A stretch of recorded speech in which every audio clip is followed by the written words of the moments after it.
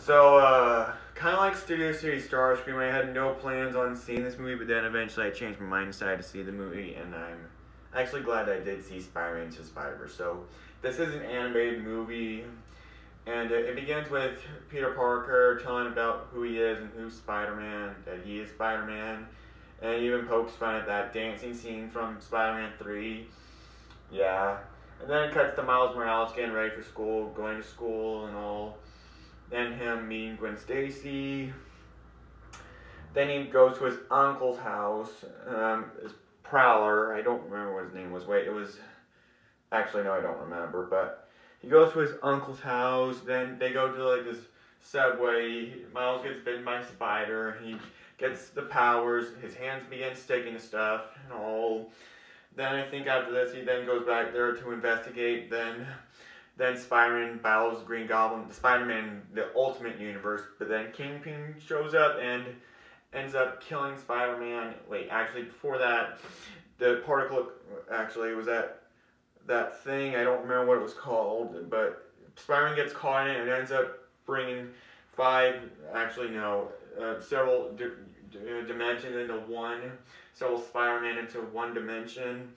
So then after that, Spider-Man dies. Then Miles Morales decides that he wants to do what Peter did, and then the little thing gets destroyed, and then Miles then goes to Peter's grave. Then we see the Spider-Man that's actually from the regular universe. We learn about his story. Apparently he got a divorce with Mary Jane.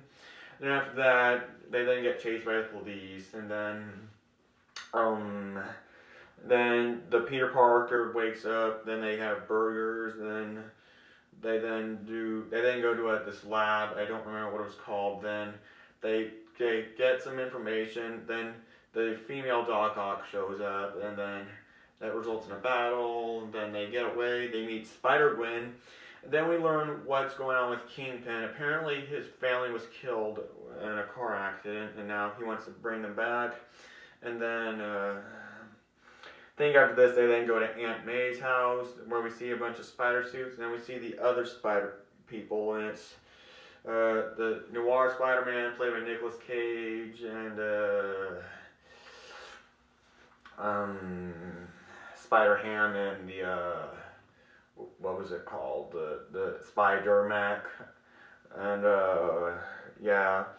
Then Miles leaves, then goes back to his uncle's house, then finds out that Miles then finds out who the Prowler is, then a chase sequence ensues, then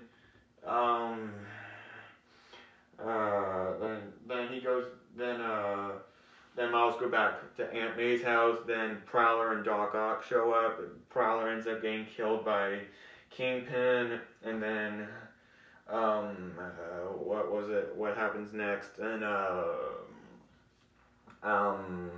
let me think. Then Miles goes back to his school room, and then everyone else shows up. His roommate shows up. Then his dad shows up and says, his dad shows up, but he doesn't go in the room, and says this thing. I don't remember what it was called. Then Miles goes back to the